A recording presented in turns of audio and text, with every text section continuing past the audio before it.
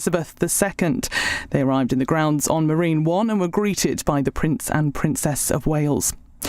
The Home Office will appeal the High Court's decision to temporarily block the deportation of an Eritrean man to France under the government's one-in, one-out scheme. The Home Secretary has vowed to fight vexatious last-minute claims at every step following the High Court's legal challenge. A 28-year-old man will appear in court in November following an investigation into a so-called Westminster honey trap. Oliver Steadman is charged with blackmail offences. And Great Britain have won its first medal of the World Athletics Championships. Jake Whiteman took silver in the men's 1500 metres, while Dina Asher-Smith has made it through to the 200 metres semi-final.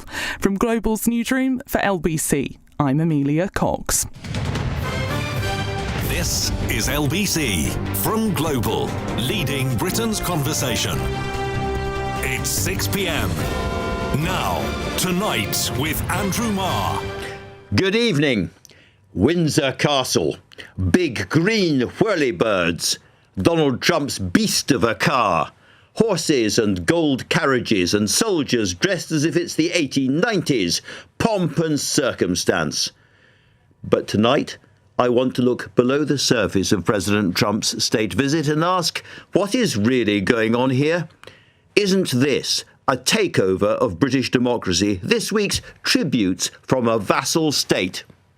It's not just an unusually assertive US president who uses tariffs to interfere deeply in other countries' politics. It's also that American technology itself is reshaping Britain in ways we do not control. The real giants of the modern world are the big tech bros. Elon Musk called for the overthrow of the government last weekend. Peter Thiel's Palantir data company is deep into the NHS.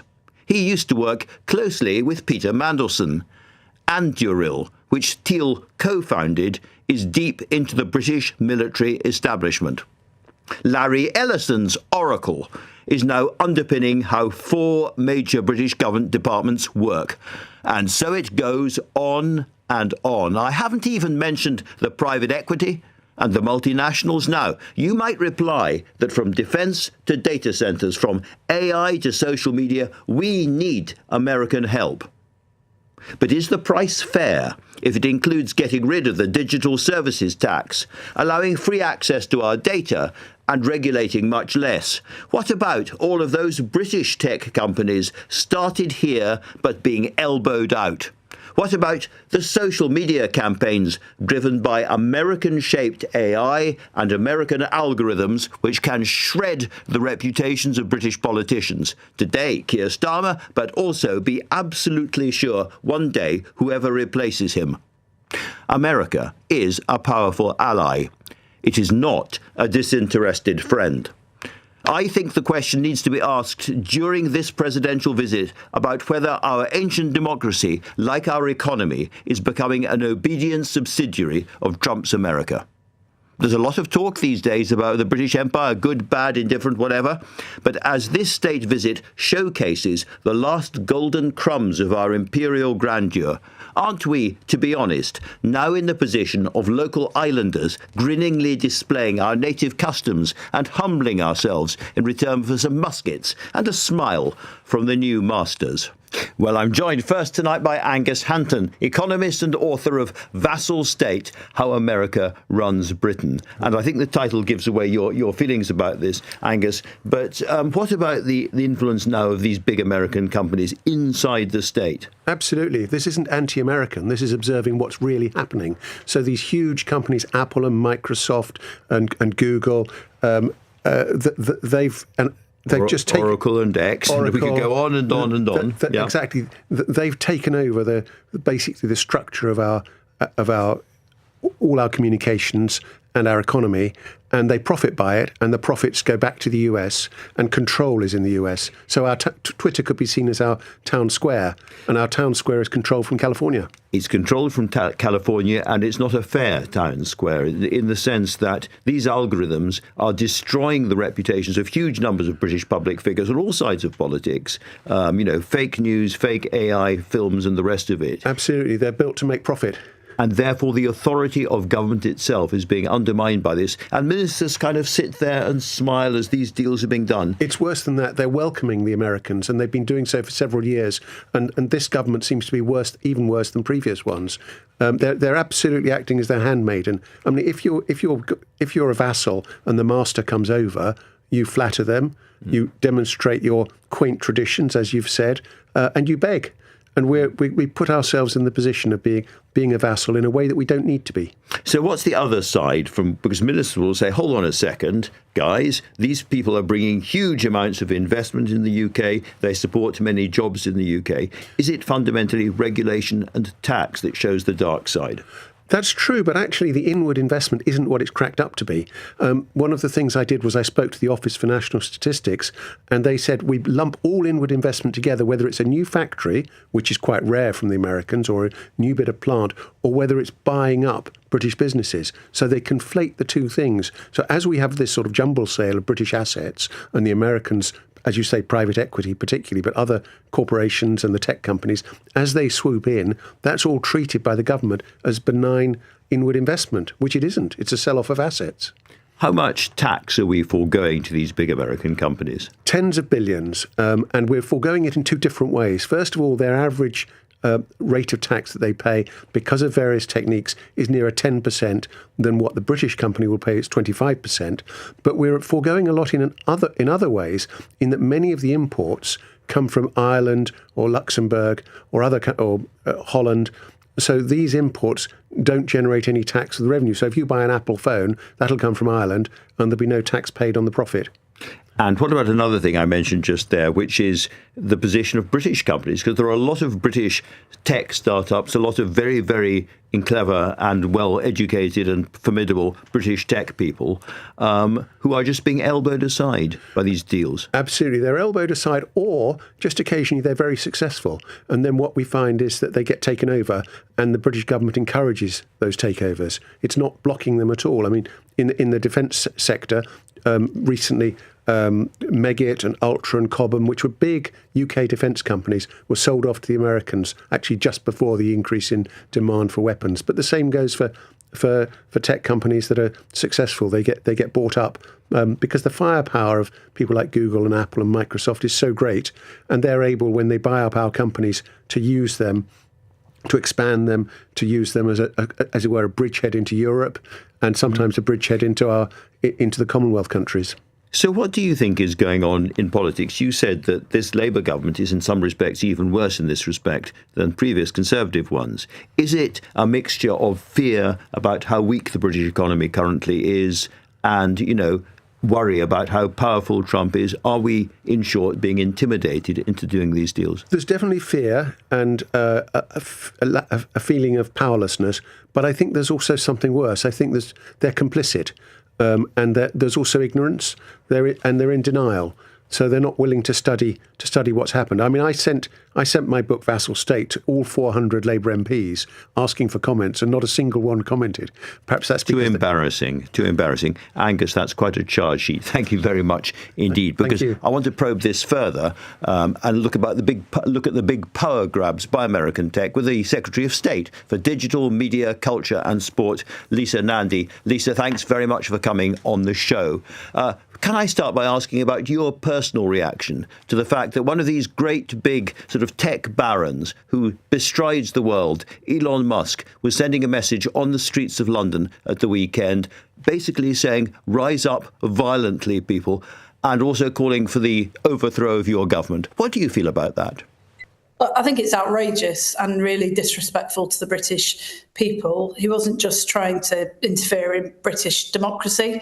We were elected a year ago, and overwhelmingly to represent Britain on the world stage and to deliver for British people. But it's also it's really disrespectful to Britain to talk us down. We are a great country. When I think about the areas that I'm responsible for, film, TV, music, fashion, sport, we don't just lead the world, we light up the world. And to characterise us as a country that is failing is just simply wrong. So I think it was absolutely outrageous. But the big American AI companies want to scrape your world, the world you've just described of culture. They want that data. They want that information. They're not paying the same kind of tax as British companies in the same position would be paying. Do you agree, actually, that Angus has got a point where he says that your government, like previous governments, have been naive about this?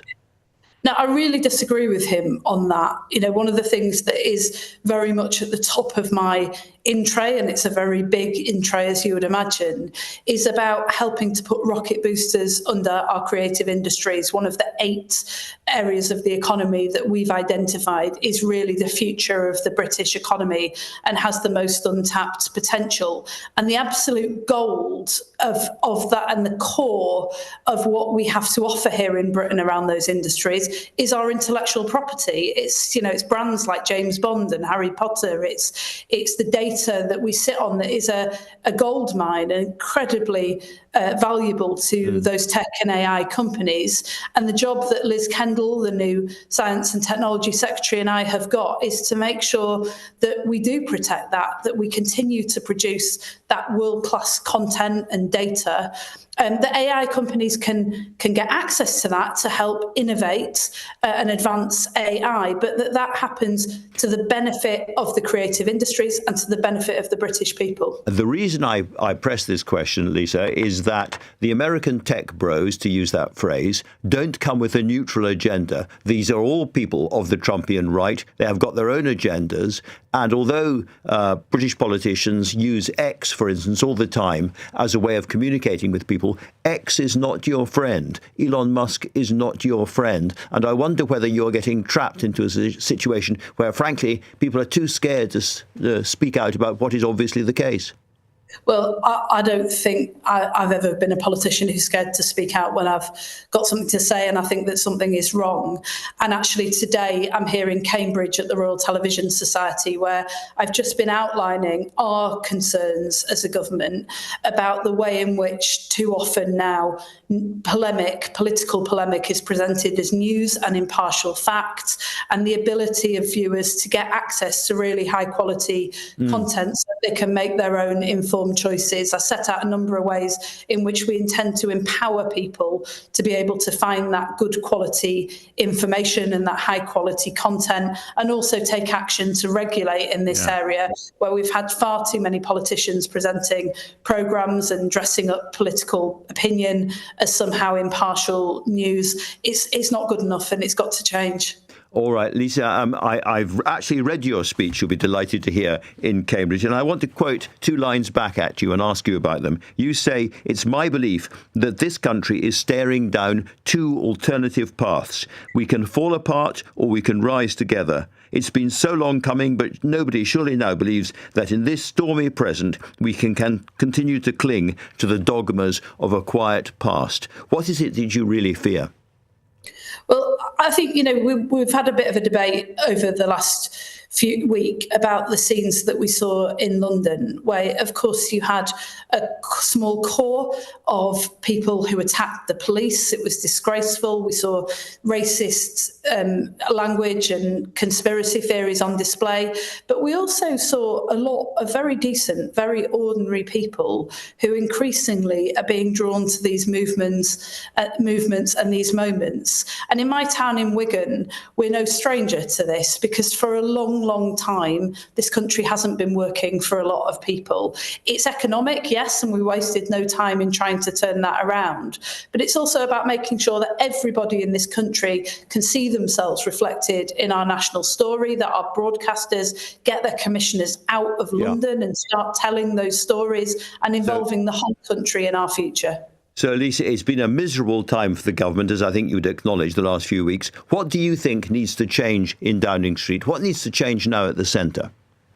Look, I can tell you honestly that we are relentlessly focused on the country. I was at Cabinet on Tuesday discussing the Hillsborough Law, which we've just introduced to tilt the power back in favour of working class people. As somebody who represents some of those families, that has been a long time coming and will be game changing, not just for them, but for anyone who's gone through that kind of miscarriage of justice at the hands of the state. We've got a lot to do, but we are wasting no time in turning that around. All right, Lisa, you've mentioned the Hillsborough Law and you've mentioned Wigan before. In that context, would it be a good thing or a bad thing for the Labour Party if your colleague Andy Burnham returned to Parliament?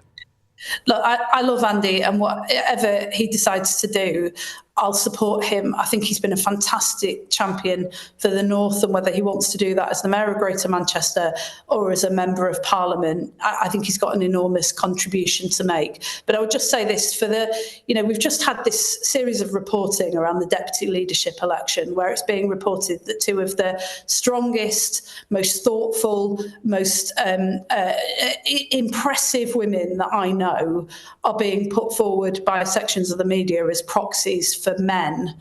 This is just depressing and ridiculous, and we need to do better than that. Speaking of those two women, I had Ed Miliband in the studio earlier in the week, who is, I think, you may tell me I'm wrong, I thought he was the only member of the cabinet who was backing Lucy Powell. But I wonder, as kind of Team North, whether you are also a Lucy Powell team member. Yes, I am. So I have worked with Bridget and Lucy for a long time, and I'm really impressed by both of them. But as a Greater Manchester MP, I've worked very closely with Lucy, who's been a strong voice for the north of England, and not just for the major cities, but for towns like Wigan, where things haven't worked for people for a decade and a half under the last government. I think those voices are needed now more than ever, and I want to see that her continue to be able to do that as our deputy leader. All right, one final very, very quick question, if I may. Lots of Labour ministers are negotiating with Trump and his team behind closed doors. Lots of Labour members are standing saying, we really don't want this to go ahead. On whose side would you be emotionally? Sorry, Andrew, I'll just cut out for a moment. Could you? I was saying your colleagues in government are negotiating with Donald Trump, but an awful lot of your colleagues in the Labour Party are marching today against the visit. I'm just wondering whose side emotionally you would be on. Look, I'm on the side of the British people, and by forging a close relationship with the Trump administration, as successive governments have done, whoever's in the White House and whoever's in Downing Street, we've been able to welcome investment into the UK. We've been able to lead a coalition that stands firm with Ukraine against Russia. I'm really proud of that, and we're going to continue to do so. Neatly danced around. Lisa Nandy, thank you very much indeed for that. Up next, food inflation hit an 18-month high today, but why and how does it affect you? We will attempt to answer both of those questions next. You're listening to Tonight with Andrew Marr. The time now is 6:18. LBC.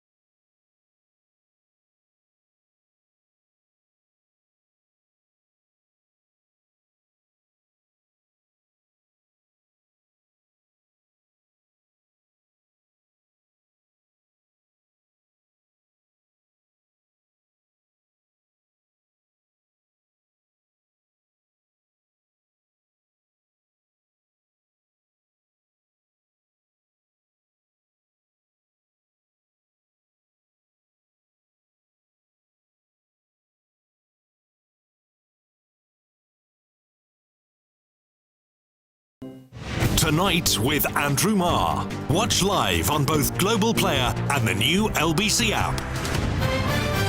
6:20. Inflation hasn't risen last month, which is good news, but it's far too high, which isn't. At 3.8%, it's nearly double the Bank of England target, and it's higher than inflation in Europe or in the United States. Now, that might be partly because of the extra national insurance tax on employers, but the big story seems to be food and energy inflation, or in other words, the familiar cost of living crisis. Grocery costs were up 5%, with cheese, vegetables and fish particularly pricey. Let's talk now to somebody who can give us a frontline issue on that. Lewis Clare, a pig and oat farmer near Manchester. I asked, why does he think that prices are going up? One part this year is due to the weather. So the incredibly dry conditions we've experienced has massively impacted the yields of both cereals and grasses, which then drives the price of meat, of dairy, and then of obviously all your cereal products, so your pastas, your breads, and so on. So from your perspective, this is clearly about a remarkably dry, very hot summer. That is not even just summer, really. Spring as well. It was an incredibly dry spring. It's been dry, really, since sort of February. Now, you farm pigs and you farm oats. Are you seeing over the years further and further problems? In other words, is climate change stressing farmland, stressing the ability of farmers to produce products in the way they used to? Yes. One of the things that's happening is we seem to be getting more of the extremes. So we'll be getting more incredibly hot, dry weather, and we'll be getting more incredibly wet weather. And it's being able to manage and mitigate that. I personally, we're farming organically here, which I think has a big impact on our ability to cope with those extremes, just to do with how our soil structure is in comparison to other farms. Of course, as a terrible townie myself, we sometimes think, well, it's been very hot and dry, but as long as the rain comes thundering down later in the year, it'll all be fine. From a farmer's perspective, that's not true, is it? We need rain at key times. So as with any plant, even if you're just growing something in the back garden, you can't just put it in and then expect it to grow if you've not watered it at any point. And we had so little rain through spring through into summer that it was very difficult, particularly for anything that was planted a little bit late, to establish itself. Now, I was quite fortunate with our oats. We planted very early. It's the earliest I've ever been able to plant because it was so dry. But because I went that early, my oats, there was still enough moisture in there. They got their roots down and were able to find water. But stuff that went in a month later, there was no water there to be found. By and large, and this is a big generalisation, I guess, despite the changing climate, British farming is sticking to, roughly speaking, traditional kinds of products, the same grains, the same animals and so forth. Looking further forward, can you see yourself or other farmers starting to change what they grow? Potentially, and I would also say, whilst you may think of wheat as wheat, there are 1,001 different varieties of wheat. There are different varieties of grasses, different varieties of oats. And so there's a constant drive into changing those and looking at slightly different farming practices, so multi-cropping, things like that. There are also other crops that are being grown more, things like quinoa and so on are starting to come in. So potentially, yes, I think farmers need to be a little bit more adaptable. There is a culture at times of that's how granddad did it, that's how dad did it, therefore that's how I do it. But I think we have to be a little bit, think on our feet a little bit more, be willing to try things as well. But in order to do that, we also do need help. Forgive this further generalisation, Lewis, but a lot of the most productive farmland in Britain, whether it's England or Scotland, is on the east of the country, the Great Plains in East Anglia and so on. But a lot of the wetter country, a lot of where the rain and the water actually arrives is still in the west. And it's suggested by some people we need to see canals and reservoirs to start to take water from the west of Britain into the east. Is that something that you would like to see? Well, it's slightly difficult for me to answer that question because I'm on the west of the country, so I'm where the I'm water so is sorry. arriving. That So my farm is on the edge of Greater Manchester, so Manchester very typically is wet. We love a bit of drizzle around here. So it's not something that affects me directly, but something that people struggle to accept, and forgive me, townies such as yourself struggle to understand, is that farming is incredibly contextual. So what a farm can do depends on things like rainfall, so the topography, but it also depends on the soil type and how high up you are and so on. Like the example I always like to give to people is you can tell what you can grow in a field by what's on the borders. So if a field has stone walls, it's because the field's full of stones, so you can't run a plough through it. So all you're going to be able to do is grow grass and put sheep or maybe cattle on it. So there's very, very different things you can do with very different farms. And I think we need to be a little bit cuter about where we're locating certain types of farming within the country. Final question, because we did start off by talking about inflation. I guess your prices have gone up. You've had to put your prices up for the consumer who's worried, in this case, about the price of pork and bacon. Is it always going to be bad, or can you see a period when we get easier weather, perhaps, and the prices start to come down again? At the moment, prices are being driven very much by the weather we've had. So because, as I said, I got my oats in quite early, I actually had quite a good harvest this year.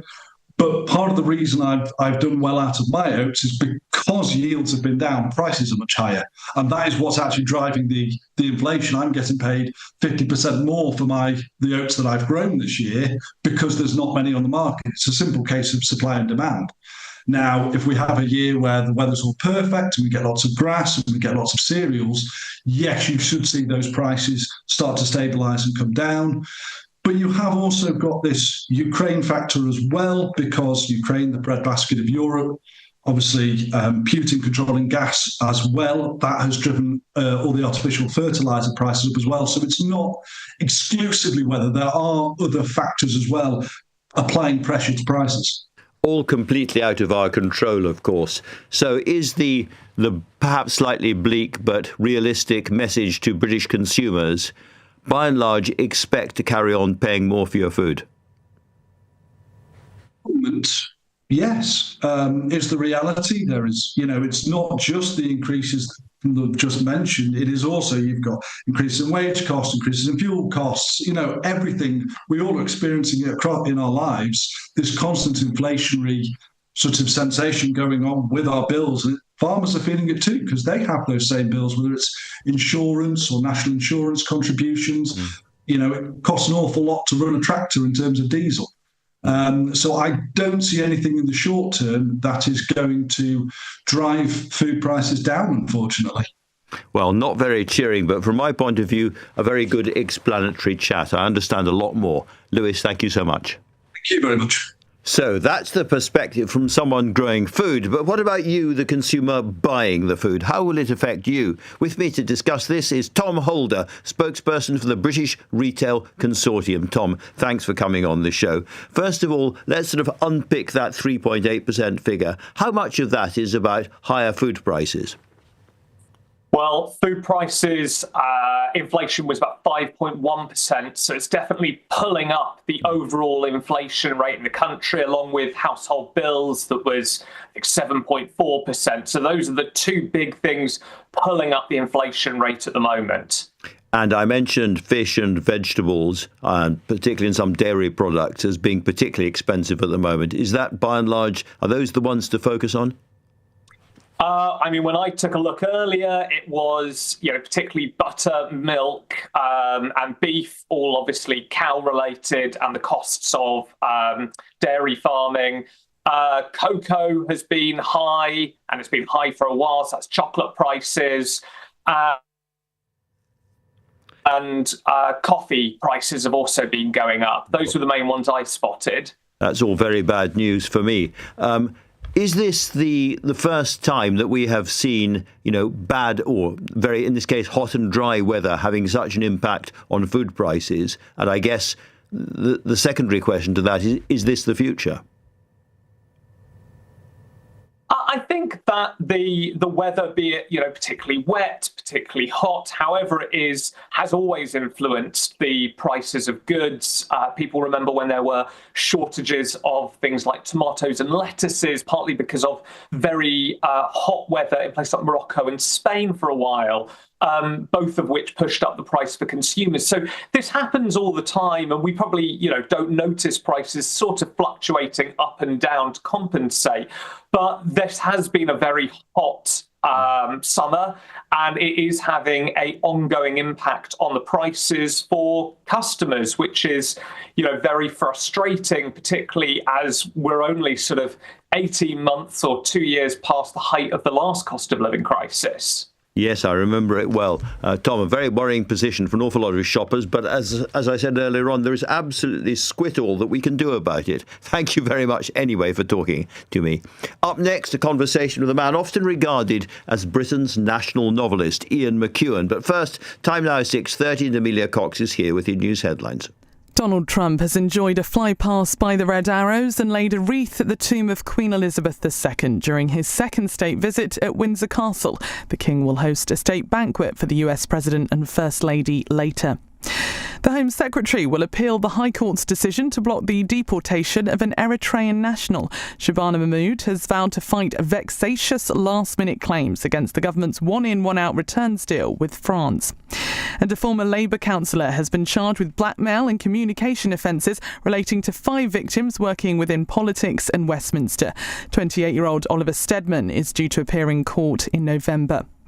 LBC weather: spells of rain for the far north of Scotland, parts of Wales and central and southern England. Elsewhere largely dry and clear, but staying windy for many, a low of 8 degrees. On the latest episode of The Newsagents. As Trump touches down in Britain, the rumblings about Keir Starmer's leadership are increasing in volume within Labour. New polling has his Labour Party on course for a historic defeat in Wales next year. Could that be the moment his MPs finally turn against him? Listen now by using our free Global Player app. Get the latest episode of The Newsagents with Emily Maitlius, John Sopel and Lewis Goodall. Listen or watch on our free Global Player app or the new LBC app.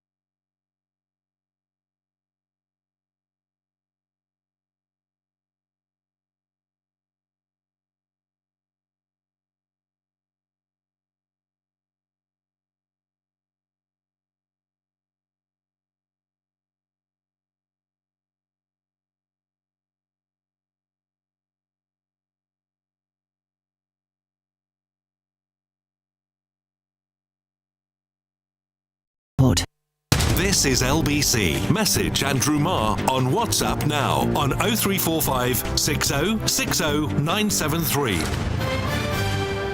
Now, I have just read a wonderful novel which made me think completely differently, really, about the times we're going through. Aren't they actually still pretty wonderful? In What We Can Know, Ian McEwan imagines looking back at today from the vantage point of a century ahead, when rising sea levels have reduced Britain to a small archipelago of little islands. His university researchers looking back to today, the first part of this century, are full of awe about, and I'm quoting now, what we would regard as a paradise. There were more flowers, trees, insects, birds and mammals in the wild, though all were beginning to vanish. The food was certainly more delicious and varied and came from all over the world. The air was purer and less radioactive, and so on and so on. Now, McEwan is often regarded as our kind of national novelist, charting the times we live through. This one is not a grimly pious lecture about global warming, I have to say, but a book about love, loss, poetry, the English countryside, and much more besides. It is absolutely glorious. And Ian McEwan joins me now. Ian, I said it wasn't all about global warming, but of course it is about global warming as well. What persuaded you that that was going to be a central theme this time? Well, global warming did, really. Yeah, it's very difficult to write about global warming in a novel. There's so much science, statistics, oceanography, polar glaciology, and so on. And how to approach it is, I think, a real dilemma. I think we've got past the point of wanting to warn people. Novels of warning often fail. And anyway, we don't need any warning. I think even skeptics are warned and know in their hearts that something is happening. So it can only be done really through the personal. And one of the interesting problems of starting a novel is to know where to stand. And I thought we can know more about our times as we go through all kinds of turmoil by going into the future and looking back with great ambivalence, I think, on the terms of my young researcher who's so fascinated by our age. Yes, they're entranced by the times that you and I are now living in right now. And this book, as I said, did make me look around and think, actually, do you know what? This is a glorious time to be alive, or it may soon come to seem so. There's a passage in the book where you say, people in our age were creating AI for the first time. We had telescopes out in space and all of that stuff, and yet we were chewing up the rainforest to produce paper to wipe our bottoms with as well. We were both ridiculous and useless, but also rather glorious. And reckless, flying several thousand miles for a weekend holiday, expecting as a right oranges in winter, and on. And forgetting, those who would rather be in the 17th century, what a glorious thing it is to live in an age of anesthetics, for example. So it's a mixed bag, and I have to admit my optimism is rather frail. I'm allowed here to write a history of the 21st century, and basically I've drawn a straight line from the present and assumed that we'll limp from crisis to crisis and war to war. Yes, one of the very interesting points that you make in this book, which I hadn't thought about, but I'm sure is right, you ask, or a character asks, why is it that back in the 2020s they stopped worrying so much about global warming? And one of the answers you give is because they were worrying about all the wars around them. And this does seem to me to be the case. Actually, you can't fill your head with global warming and what Putin is doing in Ukraine and what's going in Gaza. It's just too much. It is. And when you take on board the fact that most countries in the world that can afford it are rearming at an incredible rate, quite where we're heading. So I'm assuming here that we will have at least a couple, if not three, limited, a glorious word, nuclear exchanges. I'm always looking on the bright side of this. Of course, so much dust is put up in the air, as predicted, generally, and global temperatures drop 2 degrees, and we get another shot at doing something about climate change. But probably don't. There's so much to talk about in this book. There's another moment when some people are going across the Atlantic to land in America. And they're warned they'll have to pay off the local warlords because America has divided into warring tribes, in effect. So just your thoughts about where was, Donald Trump having his state visit today, your thoughts about what is going on in American culture, where we do at least seem to have two tribes in a cultural way, not just the Democrats against the Republicans, but people who fundamentally dislike, sometimes hate, and sometimes attack one another. Yeah, well, if you'd asked me that 6 weeks ago, I'd have said things look really bad. Now, when you ask me, I think they're looking even worse. since the shooting of Charlie Kirk, the rhetoric that's flowed, the amnesia that seems to surround the whole matter. And I really think of the United States like the character in the Borges story, The Garden of the Forking Paths. Can they hold on to their republic? Can they hold on to an open society, a plural society, and that's fundamentally democratic? Or are we heading to a one-party state? And if that's happening with them, what are the effects for us? Because we seem to, we whatever they're doing today, we're doing tomorrow. Yes, America sneezes, we get a cold, and I think it has beckoned right across Europe. Populist politics. On the whole, a general rule is populist politicians do not worry much about climate change. So there is another element of inaction that I think will be very strong amongst us. You've just had a program which is rather clarifying about the fact that the government can't control inflation. It's not simply a matter of raising interest rates half a point. There are other factors, and one of those is the climate change. So I assume, Andrew, that we're going to have a very bumpy ride into the next century. I take some hope from other factors too, that all around the world, there are all kinds of initiatives and experiments going on. Rewilding is one, but off the coast of Scotland, northwest Scotland, there's a 100 square mile patch where no fishing takes place. The bottom of the sea is not being disturbed. And to the astonishment of marine biologists, the biodiversity, the marine life that has returned, plants as well as fish, has been amazing. And I think this is happening in many, many places. Yes, I think that started, in New Zealand originally, and then came here. But it is a very, very optimistic story. Let me ask you about some of this gentler, more pastoral themes, as it were, in this book. There is a constant tension in the book between prose and poetry, because the conceit of the book is that there has been this wonderful, fantastically influential poem, partly about climate change, but a man's set of sonnets to his wife that has vanished, and they're trying to reclaim it. And whether it was any good ever, we don't know. But this means that you seem at times to be saying to me, Ian McEwan, very, very successful novelist, very famed novelist, but you know what? In the end, people may not read it so much, but poetry is the thing.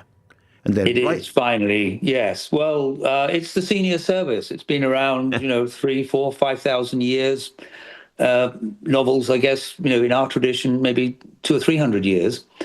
I think it is finally the summit of human expression, and in a practical way, I don't think my novelist round the dinner table could have read aloud a novel. So, well, there is that. There is just that. But, that's a small consideration. I think that poetry, at its best, has something to do with the very pulse of our hearts. It's got a strong relationship with dance. It echoes down through hundreds, if not thousands of years. We read Homer. We still recognize the emotions that flow when Odysseus returns to Ithaca and have a little marital row with Penelope. So yes, I think that it's easier to live by writing novels. There's no question. But they are the best. They are the best. Odysseus and Penelope brings us to another final theme, which is love, because the final part of this novel is deeply concerned with a couple where one partner, the husband, has got Alzheimer's and is decaying, and it's about how you can carry on trying to love somebody who is vanishing and not there. In terms of acts of love, do you see in the modern world coping with a partner who is demented or has dementia as the most important and the most impressive thing you can do? I think it's up there with all the trials of Odysseus, actually. I mean, the trial of someone whose identity is emptying out as their memory goes, for me, is a kind of parallel to the dangers a society runs if it loses its memory, i.e. a sense of history. And what we can know about the past, to come to my title, is absolutely crucial. And whether the internet will simply bury the future in an avalanche of irrelevant detail, or actually be an open door to the entrancing nature of daily life, I think is an open question. But yes, love plays a very important, and the betrayal of love in this novel too. Does someone who's caring day and night for an incapable person deserve our admiration or contempt if she goes off with another man? Ambivalence, I think, too, is an important element in the responses to this. Well, if there were easy questions, it wouldn't be a great novel, and it is a great novel. I really, really, really enjoyed it. Ian, final thought. You've written about so many aspects of modern life, from sort of Thatcherism to AI to the world of machines. Is there something gestating at the moment for the next one? Something that troubles me as a grandfather is the loss of childhood and the delights of unsupervised play, and whether we're saying goodbye to something, and how we can hold on to it and keep it alive. Because for children to be inventive and free and full of delight without being tied to a screen seems to me a tragic matter and something we need to address. A big novel on playfulness. That's coming next. Ian McEwan, thank you so much for talking to me. And now returning to our top story of the evening, the Trump state visit. I spoke earlier on about the creeping takeover of US tech giants here in the UK, but there are many controversial aspects of this unprecedented second state visit for President Trump. And other ones, the rolling out of the red carpet to a man who until very recently was calling for the annexation of Canada. And yet he's now being welcomed with open arms by King Charles, the head of state in Canada. To react to this, let's hear now from Michael Ignatieff, the former head of the official Canadian opposition party, the Liberals, and a well-known writer who now teaches history at the Central European University in Vienna. Michael Ignatieff, thank you so much for joining me. Your reflection on the position of the King tonight. There he is. I mean, he made it very clear what he thought about Canada. He went and made a stout speech in the Canadian Parliament. He wore the Canadian uniform on numerous occasions. We know what he thinks, really, but he now has to make nice all night and all of tomorrow.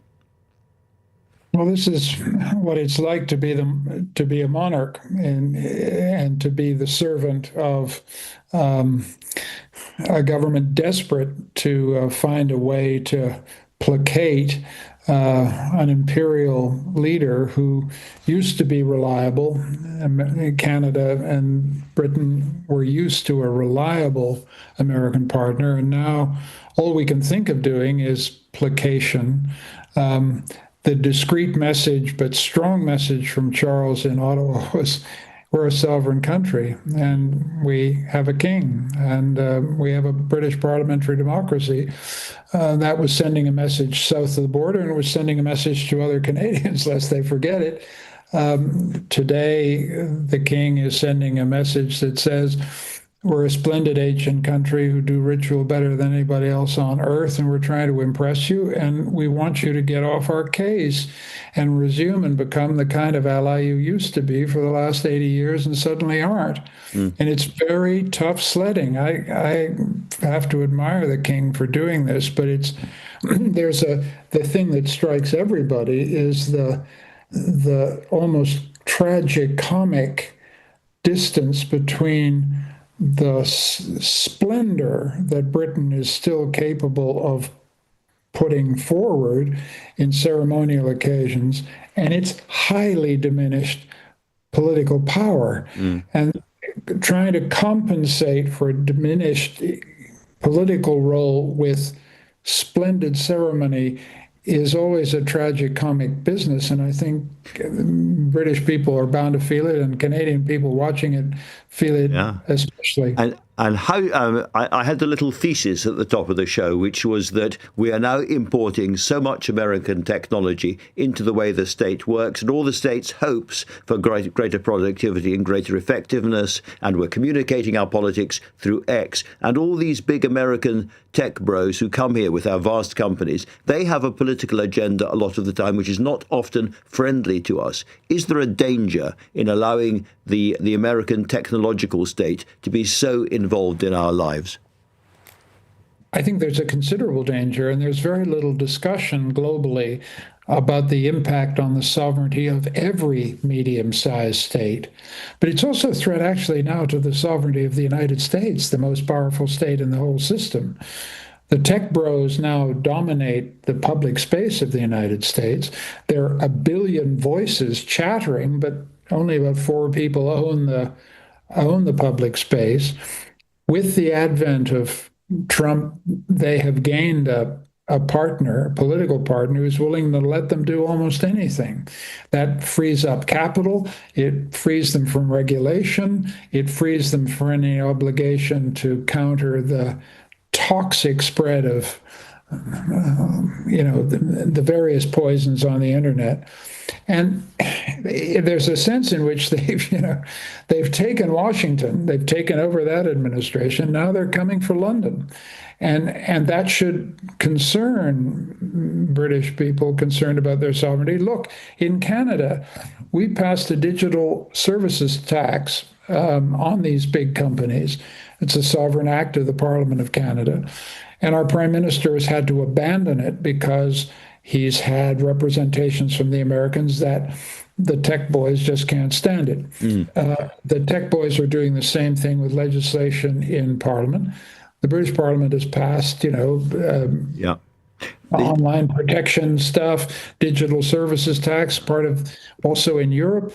And basically the tech boys are saying, if you want to play with us, all of that has to go, plus any taxation that we were bothered. There's a direct challenge to the sovereignty of Parliament and the authority of British democracy. Absolutely. This is the exercise of raw power in a really scary way. They came for Washington, now they're coming for London. Michael Ignatieff, thank you very much indeed for talking to me.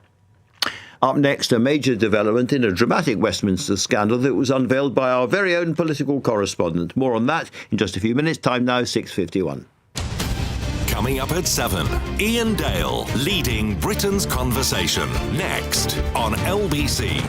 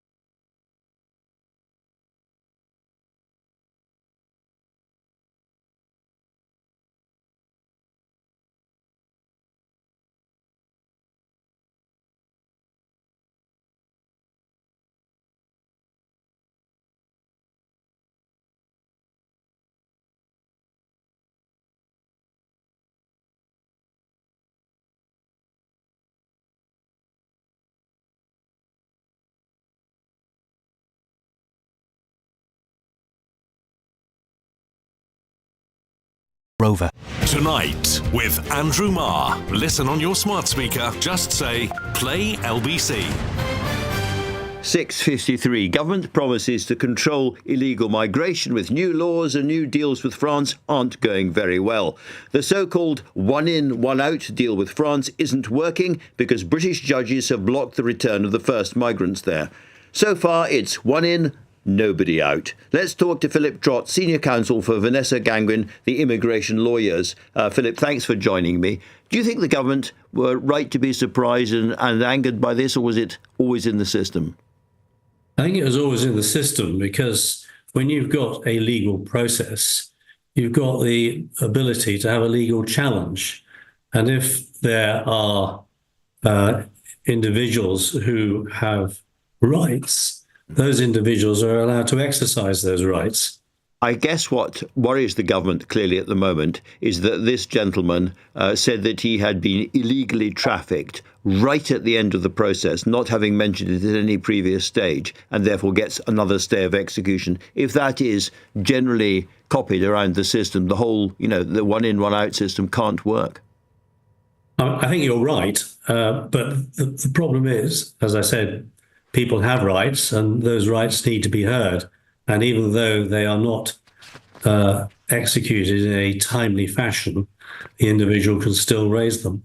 The new Home Secretary, Shabana Mahmood, is clearly absolutely furious about this and has promised that she will do anything she can to change the way the law works. Is she going to have to look at the Modern Slavery Bill, Modern Slavery Act? I hadn't thought of that. I just know that this evening she announced that she was going to appeal. So that appears to be the first step in the process.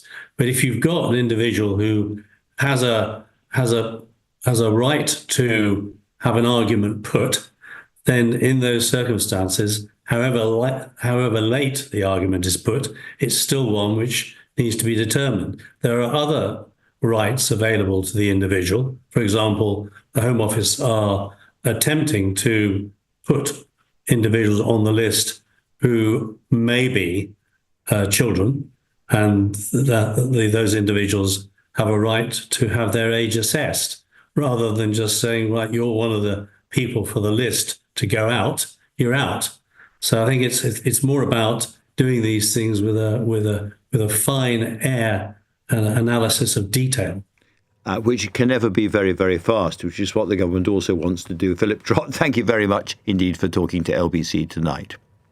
Pomp and circumstance today, down to the nitty-gritty of politics tomorrow when Donald Trump goes to Chequers. Our political editor, Natasha Clark, will be there, and it's not her first run-in with the president. She was able to ask him a question at their last international press conference as well. She's with me now. He didn't terribly like the question, as I recall, Natasha. Oh, no, he did. It was about the idea of a trade deal, and he very much lent into it and said, absolutely, we're on track for a very swift trade deal, so we do it far quicker than Obama would have done one either. Well, I hope you get a follow-up question tomorrow, is all I can say. Before we get on to Donald Trump, let me just ask about this migration issue, because it really is blowing up tonight. And Shabana Mahmood has not only appealed, but said some very salty things about what's happened. Yeah, really punchy statement that we've just had in the last hour or so from the Home Secretary, basically accusing the asylum seeker that we were just discussing, you were just discussing that case with just there, of making a vexatious claim, saying that they were a victim of trafficking, and basically saying, this was something that was deliberately trying to frustrate their flight on the eve, so much so that she is now tonight saying that she's going to look again at the whole idea of the Modern Slavery Act. You'll remember that was Theresa May's main legacy, and she said how proud she was to introduce that as an act of Parliament when she stepped down as being Prime Minister. But now many human rights lawyers believe that is being abused, so she's going to look at that again.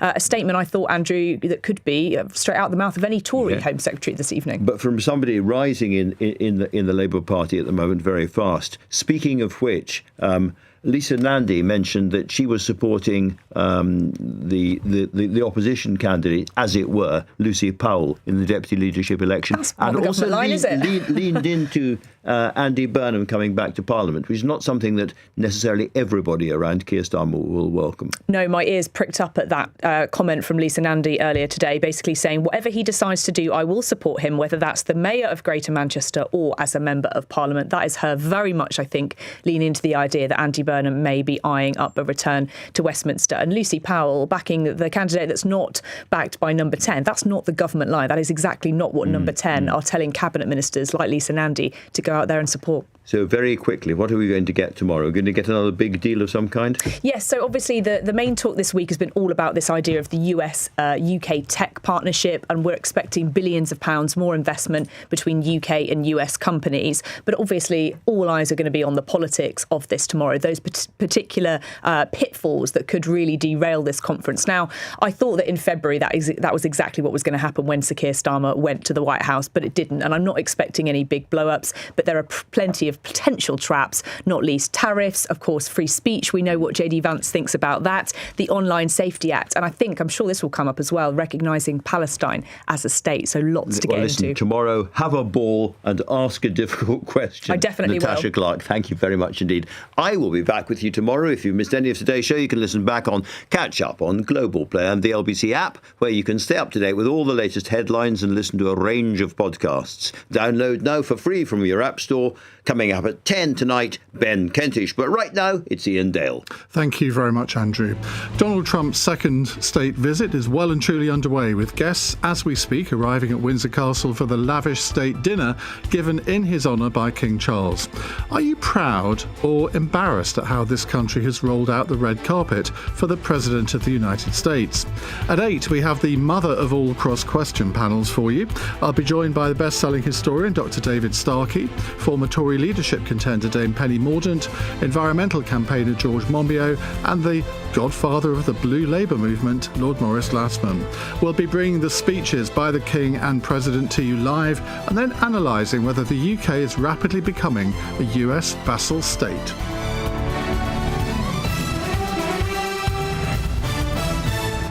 On your radio, on the LBC app, and Play LBC. Leading Britain's conversation. This is LBC.